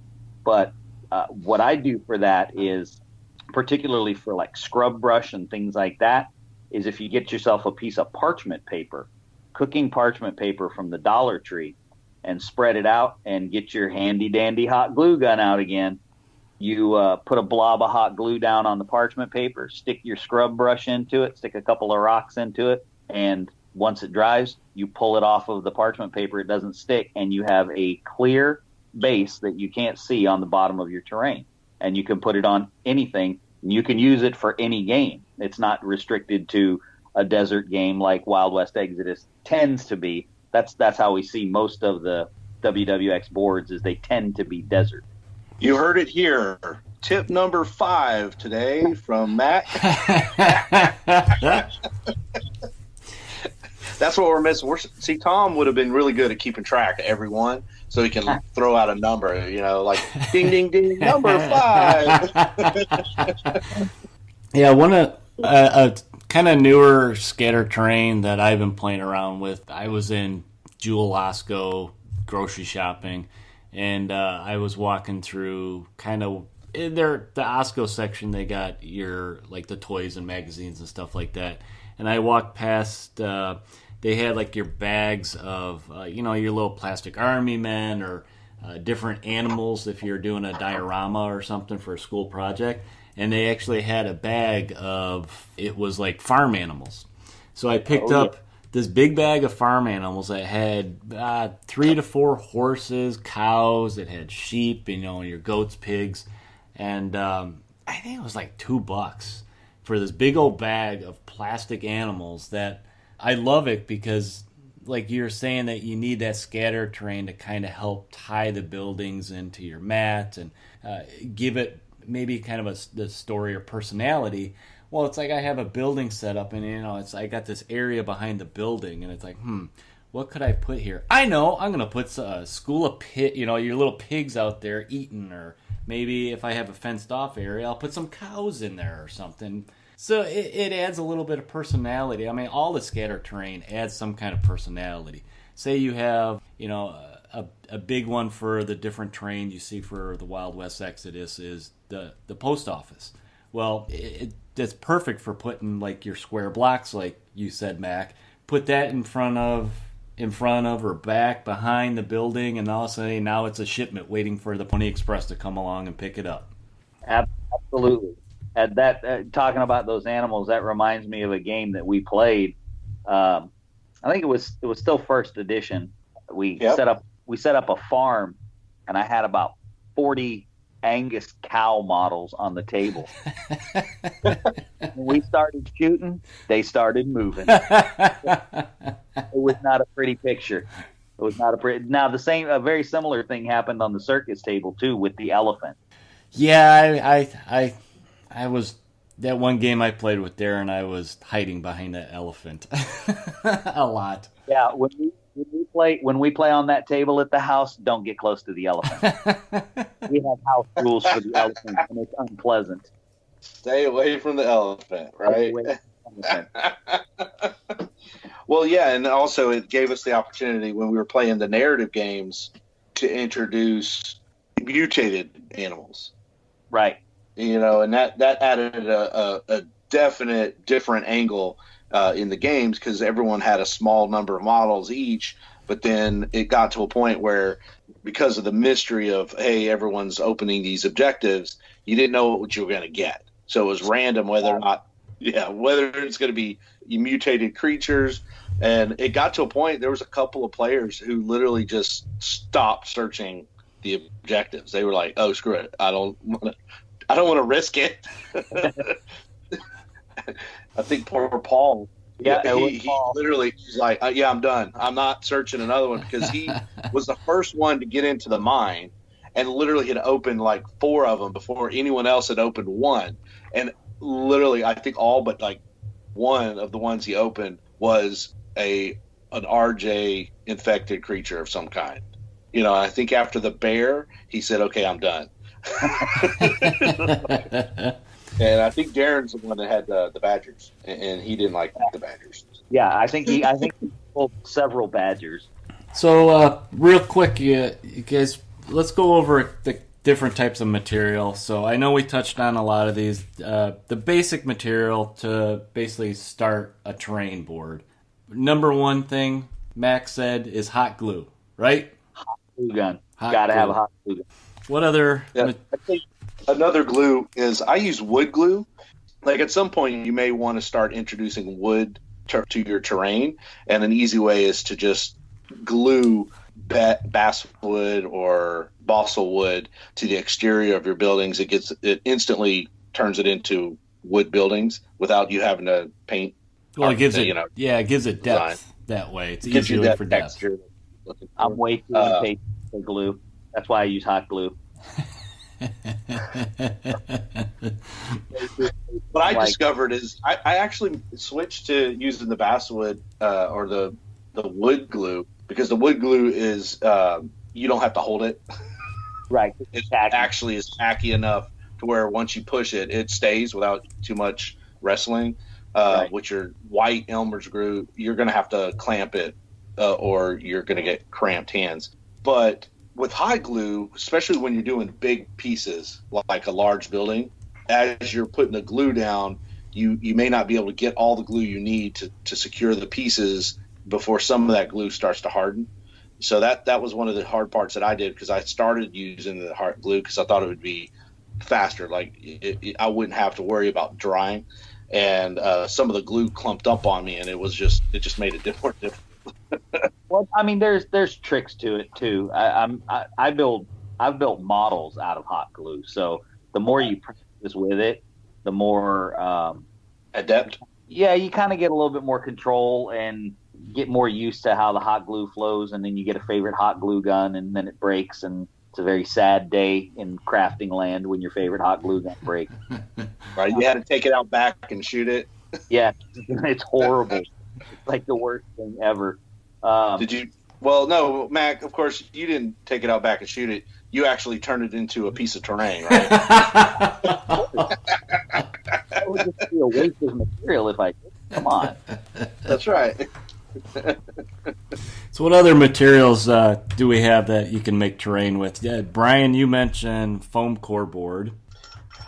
Yeah, that's so. I most of my buildings after my first one, I switched over to foam core, and that's really just because I was piggybacking off of tons and tons of hours poking through Rob Hawkins' blog, and and then I used the balsa wood as an exterior, and then I instead of cutting strips and actually planking everything, I think I did that once and was like, yeah, that takes too long. So then I just would run my the backside of my X-Acto and just etch in the lines, and that's enough to give the illusion that there are planks there once you paint it. Yeah.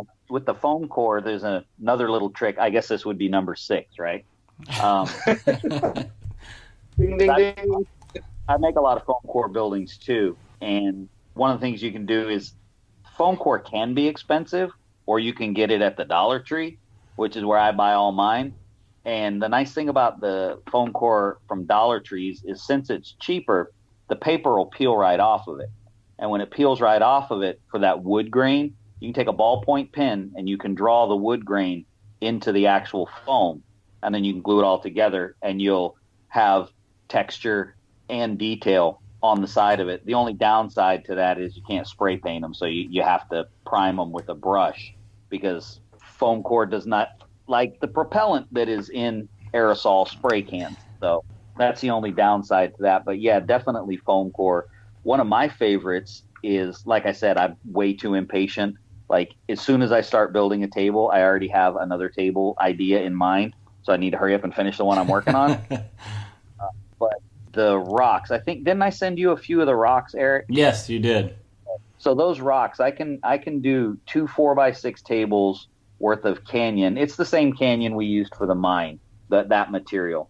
I can do 2 4x6 tables full of that stuff because it's just expanding construction foam. Right. And you just spray it out into a general lump shape that you want.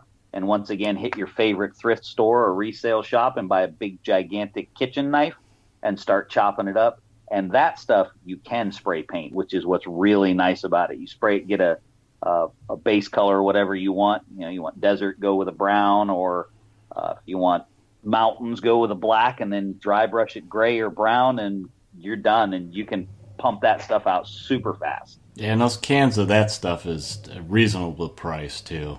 Yeah, you can get the cheap stuff for about $4, and that $4 will do enough pieces, depending on how big you want them. That'll do enough pieces for a 4x6 table. Right. So that's not bad. $4 for a 4x6 table full of rocky outcroppings in an afternoon, fully painted and ready to put on the table. That's not too bad. Yep, that's awesome. One of my last buildings I built, which I wanted to try something a little different because all of my other buildings were wood. So I went with, for my jail, I wanted to make it half metal and then half, stucco. So what I did was I bought some cardstock, some heavy duty cardstock, and I used that as, metal.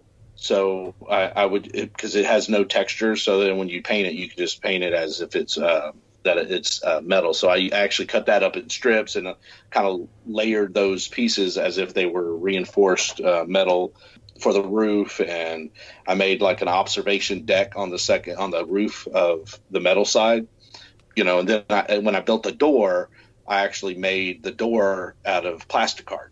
Okay. Just so it's a little bit sturdier. So, and then I used plastic card in different layers to actually build up the thickness of the door.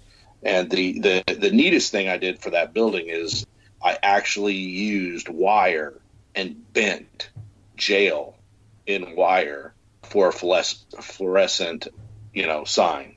I tried to do that for my saloon, and I think it said Swiss minute because it didn't come out very well.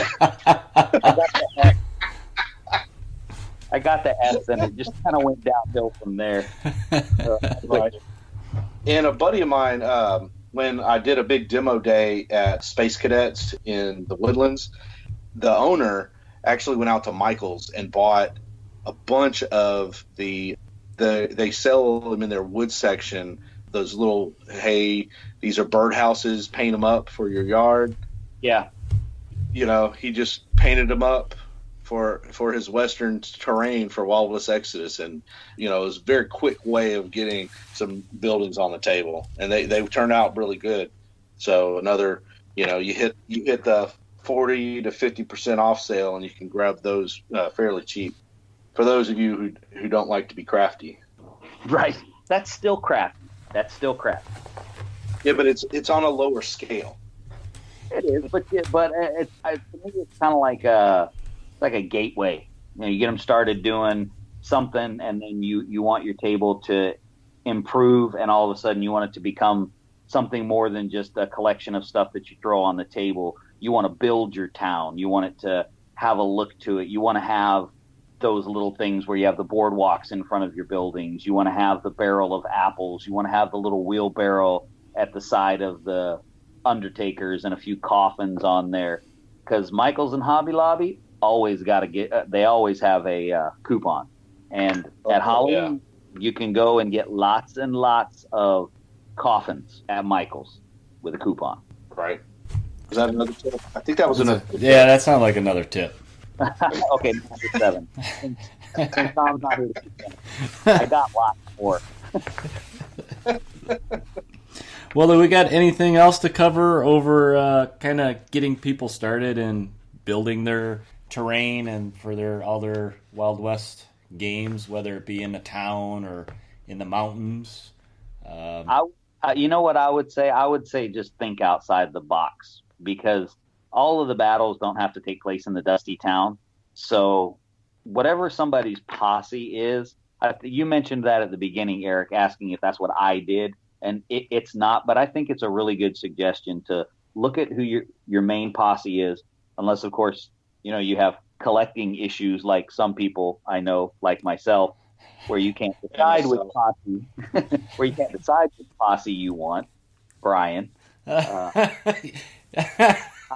sympathize with you. I have the same problem. But to think of something for your posse and then build that for them, and you kind of creating your own narrative around it. Because one of the things that I liked the most about Stuart and the guys at War Cradle taking over the game was when they got Dystopian Wars and started kind of not blend the two games, but connect the narrative. Right. That's what I've always done in every game I've ever played, is I want to build this world of what's going on in the game that I'm playing, and that's what they're doing. So you have all of this narrative that you can contribute your piece of whatever that narrative is by building your table as simple or as intense as you want it to be. That would probably be my biggest piece of advice, is latch onto your posse, which of course we all know that's hard to do, to figure out which one you really want to do anyway. But if you can figure that out, it's go from there, build something for that particular posse.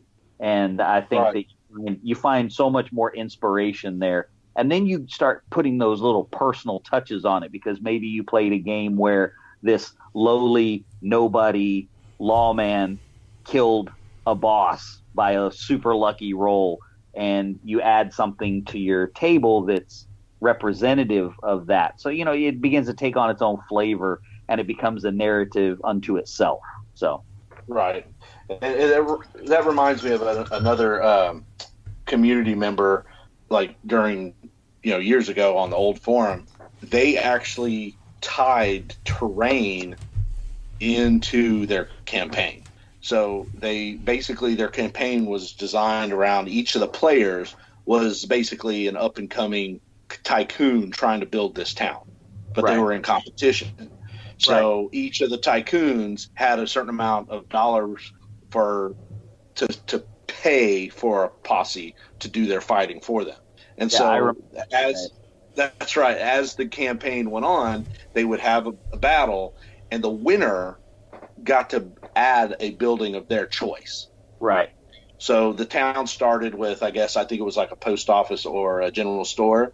And then so after the first battle between two of the tycoons, one of them hired Jesse James, the other one hired Grant, and they had a battle. And at the end of the resolution of who won, that tycoon got to exercise his right as, I won. I'm bringing in a they're bringing in a whorehouse, right? So right. He's bringing in a bordello into the town, and then the next fight is between player 2 and 3, and the winner of that, he's like, oh no, we're bringing in the law. His posse was lawmen, so he decides, okay, no, we're bringing in a jail. So boom, the jail has been added to the town. So as they kept playing, the town grew, and their influence also grew, and that gave them more access to more money. They kind of tied it in with the terrain, so they got to slowly build up or purchase buildings and then add that to their table as they played, which I thought was a really neat way of growing your terrain and your posses at the same time. Yeah, because I think not everybody wants to play that big narrative game. A lot of people are competitive players, and that's cool too. They just want to play competitively, and they don't care if you have tennis shoes on the table for terrain. They just want to throw dice and kill people. But for me, when I do the narrative, I want to take something out of the game. Like one of the ones that sticks out the most to me that we played, where a dirt farmer killed Jesse James. I don't remember anything else that happened in that game, but a dirt farmer killed Jesse. It was glory. That dude got a name after that. His name was Fernando. I know, Brian, you get that joke, right? Fernando. He's not in the know. That's my son's name. Yeah, not everybody knows that. So, Will, since you're a guest on the show, and something we're gonna I think put you on the hot seat a little bit. I got some questions for you. I'm gonna have to change these up pretty soon, Brian. But we're gonna ask you some questions that I want some answers from you that are like top of your head. We're gonna see what you got for us. So, first question I'm gonna ask you is Stetson or 10-gallon hat? Stetson. Okay. See, we're trying to get an idea of who is Will Mack. Well, I'm a biker, so I don't actually wear a cowboy hat. So the question about chaps is no chaps? Only if it's raining. Again, I live in the South. It's too hot to wear chaps. Unless they're behindless. Still too hot. You burn your seats on your motorcycle seat. No thanks. All right. So, if you were a character in the world of Wild West Exodus, who would you be? Buford Nash. Buford Nash. Okay. It's on my table right now. And then let's see. Next question for you is now, if you personally were riding into town, kind of go with your biker here, you're riding into town on your blank, what would you ride into town on? So I'm assuming this is a Wild West. In the world of Wild West Exodus, out of all their vehicles and what's mounts. What's Buford driving in town in? I would still roll up on a paint. I'd roll up on a horse. On a horse. Okay, he's going old school. Yeah, man. Remember, he's a rebel. That's right. Oh, I don't trust robot horses. And then after you got into town and you moseyed up to the saloon for a game of poker. Okay, so you go in the saloon for a game of poker. You sat down at the table. Who would you be sitting there with playing poker? Now, it could be... This one I'm going to make a little bit different. So it could be a character in Wild West Exodus, or it could be maybe somebody in the real world. Who do you want to play a game of poker with? I think if we had to sit down and do that as Buford Nash, it'd need to be Darren You two, Tom, and would have to have Nando there too. Oh, well, you know what would happen with that? We just give all our money to Nando. That's what happened last time. I know how that goes. I played games with kids, and I know how your kid is. Hey, but guess what? You see, I had a plan there because he's going home with me. Oh, okay. It's either hand it over to Dad or start walking. Right. All right, here's one. What is your favorite piece of terrain that you've built? Oh, that's a really hard question. Lightning. Top of head. For anything or just Wild West Exodus? Anything. Anything, it's probably going to be my crane that I built for the Drowned Earth. Oh, I've seen that. It's beautiful, man. It's about 32 inches tall, and that still doesn't necessarily have to not be Wild West Exodus, because I know a guy named Mac who could put that on a Wild West Exodus table and make it work. Definitely. Yeah, great. Now, guess what I got to do tomorrow? Now, thanks a lot, Brian. So, see, that's really what happens, Eric. Somebody says something, and I go, "Hey, I gotta do that." It's almost like you need a notebook for these ideas. No, that would be way too dangerous. It's better that I forget some of them. I don't have room in my house. All right, so here's another one. So if you could go anywhere to visit anyone you want to play Wild West Exodus, where would you go and who would you be meeting? I think to pick a random location, I want to play in the Cumberland Gap, and honestly, I would play with Fernando. That's my main gaming buddy. Yeah, because awesome. Because you're gonna know him the rest of your life. Yeah, and he has to play with me. I think he gets to play with you. He gets to play with you. Yeah, that's it. Yeah, play with you get to play each other, and that's what's actually kind of cool. Some of the best games I had was when my boy said, "Hey, Dad, can we play Wild West Exodus?" And I was like, "Well, yeah." And my 8-year-old now, he has started. He's got a spot at my paint table, so they all paint. From my 4-year-old to my 24-year-old, they all paint. So that's pretty cool. We all sit around and paint. My kids are, I guess, hobby shy around me. Well, kind of like how you mentioned in the beginning. My paint intimidates them, and I'm thinking, I grew up drawing and all that stuff, so I'm like, you just have to practice, just do it. I didn't get good naturally. It's the volume of attempts, And luckily, I've got the volume down. I'm still not any good, but that's okay. I got a lot of painted stuff. I beg to differ, man. I actually got to see up close some of your stuff, and don't sell it short because some of the coolest models that you brought were just, you capture the theme of the model perfectly. Like those mutated circus people. I do love my circus people. Man, they're just the fat lady. Correct me if I'm wrong. Was she eating something? Yeah, she was eating someone's leg. Like I said, captured perfectly. It was awesome. Well, I got one last question for you, Will Mac. Go for it. So, what is your favorite Western movie/actor? Oh, Outlaw Josie Wales, Clint Eastwood. That's easy. Okay. All right. Okay, so here's the last question. Okay. And this question is in honor of Tom. Deep dish or thin crust? Oh, it depends on the pizza joint, but usually thin crust. Okay. we tease about pizza all the time, and so that was a nod to Tom. Well, he could have been here.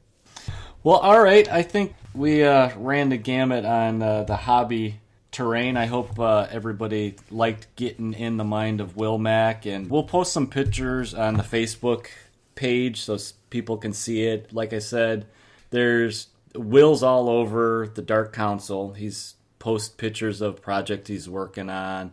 He has many, many pictures of his different boards. If you guys want to see some of the tables, we'll post some, but if you want to look at, I know last year I posted a lot of pictures from Adepticon. If you scroll back last year around March, you'll find the Adepticon pictures.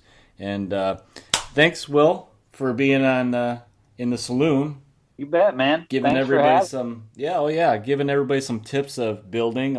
We're constantly seeing people asking for ideas on tables and stuff, and I hope and I think this will help people when they're building their battlefields for their posses. Well, on the Wild West Exodus website, I did a couple of blog articles in the blog on there too. That's got a couple of step-by-step terrain things. So if anybody wants to check those out, they're farther back. It was when they first started the blog, so they're way back in the beginning of it. But there's some stuff on there too that it has some step-by-step pictures. So if anybody wants to check that out, they can. Okay, very good. And yeah, if anybody has questions, you could always hit one of us up on the Dark Council. We're always there lurking, so we'll be helpful to we'll try to be as helpful as we can. Sweet. Thanks, guys. All right, guys, stay tuned. We'll have some more for you.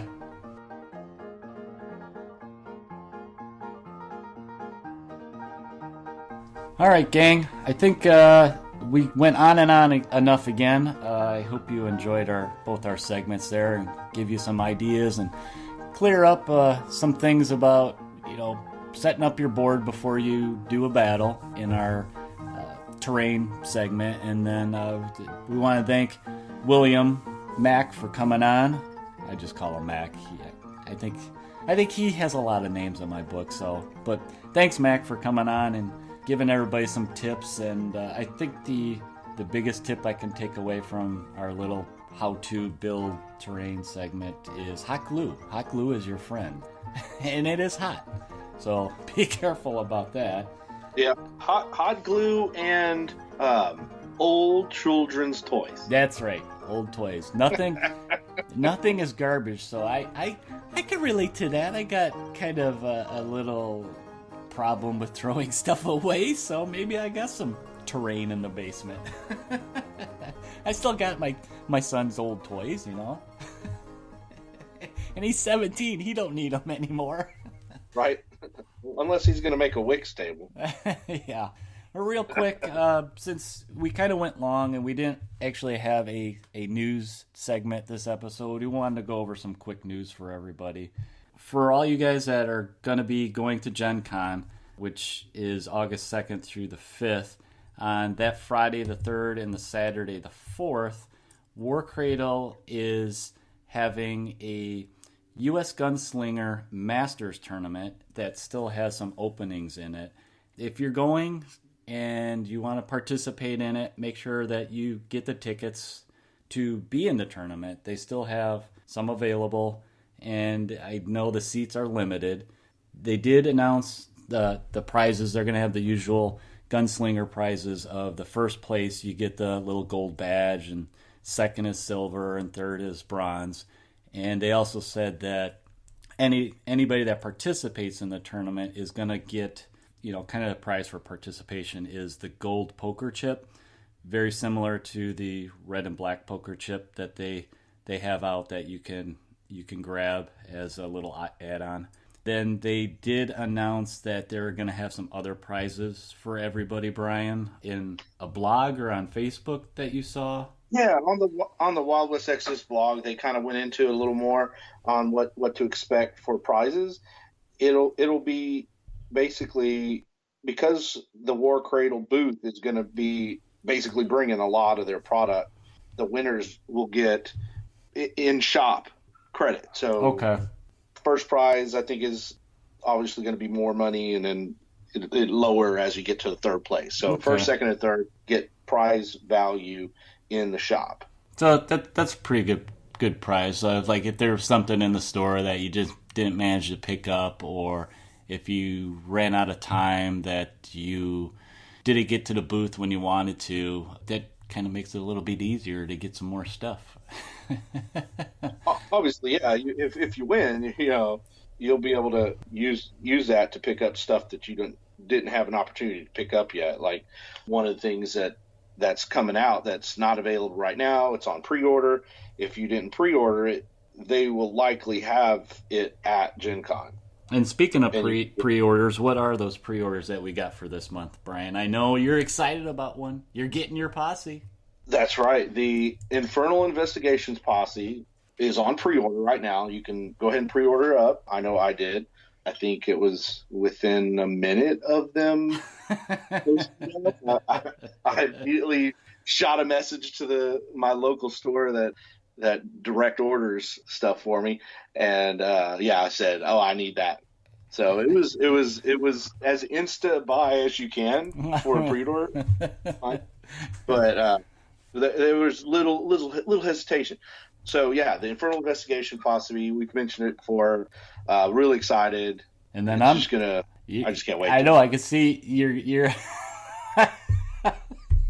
There's a reason this is a blog. This is a podcast and not a video cast.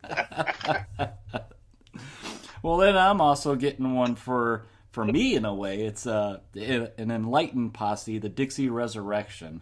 So we're going to get Annabelle Hamilton's actual model finally, and she's coming with a bunch of new creations. It should be an interesting model because you can easily team it up with an outlaw Confederate boss like Stonewall. That should be exciting. I'm excited to see some new creation, monstrosities. Right, we get Creation 8 and a new Creation 13. The old Creation 13 became the Brutes in the Enlightened in second edition. So the two creations are Creation 8 and a new Creation 13. They both are really cool. Creation 8 is a female creation. Yeah, that's going to be the first one. She actually has a buzzsaw. The buzzsaw saw a new upgrade in the newest version of the rule set. It gives the Enlightened access to a -4 piercing. So very brutal buzzsaw. And with Creation 13, he's the 3D render where he has these 2 cylinders in his chest, like 2 full-sized RJ 1027 cylinders in his chest. And my whole thought when I saw that is like, why would a creation need that much RJ pumping through it? If I remember right, I was looking at his stat card. He's basically a walking bomb. Right. Well, so most creations, including the basic troops in the Enlightened, they all have a suicide bomb where you can activate them and they'll blow up instead of do anything else, right? Well, Creation 13 actually has a secondary suicide weapon. And it basically is he ejects all the RJ out. He is carrying that much RJ because it is an upgraded suicide weapon that spews RJ and ignites it into a torrent. Instead of a blast radius, he spews it out like RJ vomit. And it's just gross, crazy gross. So that is his specialty. So those of you who hesitate to use the other just the regular blast template suicide, you will see a whole lot of Creation 13 vomit exploding. Yeah, I want to see some custom kit bashing with him, with some green stuff coming out. Yeah. Right. He's got pretty good servo claws that do pretty good, are pretty good melee weapons, but if you do set him up in a good spot, and a torrent blast would be most effective, a -4 piercing torrent blast. I mean, it'll be very difficult to dodge it. Well, Quick and the Dead's not going to work. Watch out, Tesla. He's coming for you. Right. Well, you also mentioned, Brian, that there was an update for the rules. So just recently, as we're recording this episode, this past week, there was an update for 1.08 is now available. that you can download from their actually recently updated website also. And so it's got all the new, they tweaked some of the rules and stuff again. Nothing super major. I think some of the stat cards changed a little bit. And so just make sure you check them out. As always, I mean, you can play with, I've heard Stuart say this too, you can play with any version you want as long as you're both playing with the same version. But the newest version will fix a lot of the fiddliness that some of the rules have that people just didn't quite understand. So check that out. And you know what? So I believe like Quick and the Dead got some tweaking. Tough got a little bit of tweaking. Stun, those all just got, basically there's been a lot of discussions in the last couple of weeks, so those all got a little minor tweaking. The most notable was Tough no longer has the reroll ones. It used to allow the reroll of critical failures. Now it no longer does. So it's not near as good as it used to be, but it's still really effective. Yeah. And you're still going to get that enjoyment from the Tough. I think Quick and the Dead got a little applications too. Yeah. That's one of the nice things that War Cradle's doing is they listen to the community. And when there's, there's people unclear how certain rules work because of wording or, language that they use in them, they are willing to adjust them so it keeps it balanced and fair for everybody playing the game. Right. And the good thing is Tough is a common rule. So when those get tweaked, you don't have to reprint any cards. Yeah. The only thing you may want to reprint is the common rules page, which they're technically cards as well, which I think is awesome. I like printing those out because it's small. It has all the tidbits that you usually want to refer to, and you don't have to pick up the book to do it. You just pull up this little font, and it's got all that stuff in it. Yeah. Which they added it to Posse decks. So in the new Divine Intervention theme Posse, it actually had 1.08 cards in it, including the 1.08 common rules card. So I was able to, get a fresh copy of those so I won't have to print them. Rewind a little bit. We skipped two of the other things that are coming out that are up for pre-order along with the two new posses. We have a legendary Rainy Nimue. I think I said that actually right, Brian. And also the Great Elk is getting re-released. Right. So the legendary Rainy Nimue was last year's promo, right? Special model. It was basically a promotional model that, they had at all their big conventions, and you can only get it during the conventions. So that was last year's model, and they always said eventually in 2018 it would go into the store. So Splash, it's now on pre-order. Yep. It'll be basically delivering at the end of the month. So if you don't have one or just need another one, that's where you get it. There you go. The Great Elk, one of the things that War Cradle wanted to do when they first took over was they wanted to look at all of the large resin sets, the vehicles, and of course the Great Elk and the Fire Eagle. They wanted to see if they can improve on them. And so this is the first one that is being released that did get a little bit of an upgrade. And the Great Elk is now ready for its pre-order and deliver at the end of the month. One of the most notable things is they have lost some of the armor-plated scales that were on the original. Yeah. So if you really love that aesthetic, he's no longer looking like a cross between a Tyrannid and an elk. He now looks more like an energy beast elk. So kind of like the Sky Stallions, they didn't sprout any horns and armor plating, so that he fits more in line with what the other animals. So I think he fits better in the Warrior Nation in the new sculpt. So excited to see those start getting painted up and hitting the tables. Yeah, that about does it for all the pre-orders. And yeah, if you guys haven't gone to the website and pre-order them or gone to your local store that's hopefully supporting it and able to get it, go on the website, check it out. We have at this time just, let's see, like a couple weeks before they come out.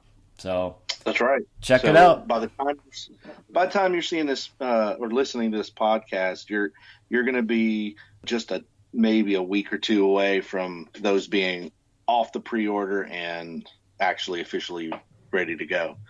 And then Warcrate will be teasing us with the new pre-orders. Yeah.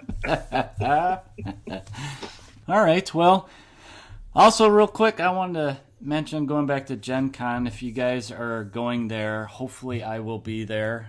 Just look for dude maybe wearing a shirt with our logo on it. I'm going to try and make it down there Saturday to cover the tournament and check out stuff. Indianapolis isn't that far from me, so I could actually, get up in the crack of dawn and drive down there and be there with time that the hall opens up and stuff. So hopefully I'll meet some of you guys down there. And, well, I think, Brian, that about does it for this episode. I want to just remind everybody they can find the show on Podbean. We're on Google+. We're on iTunes. If you guys want to drop us a message or an email, feel free to do that if you have any questions.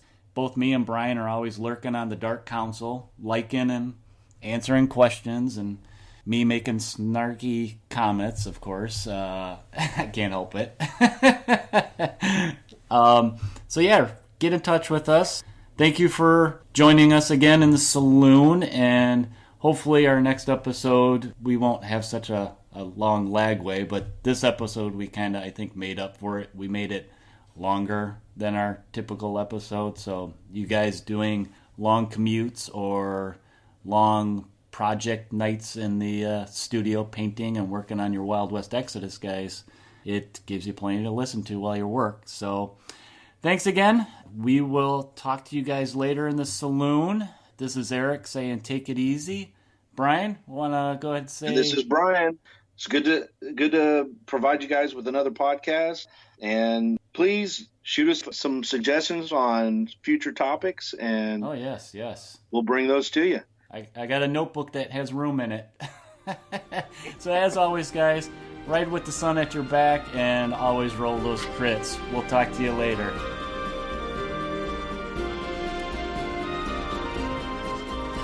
Thanks for stopping by the Blackhoof Saloon, y'all. We hope you enjoyed your visit. Feel free to get a hold of us with comments or questions via the interweb, and shoot us a telegraph at blackhoofsaloon@gmail.com, or find us on the Facebook at Blackhoof WWX Podcast. Music provided for use by Ross Bugden and can be found at one of his YouTube channels, Ross Bugden Music or Ross Bugden Composer. Until your next visit, ride with the sun at your back and always roll those crits.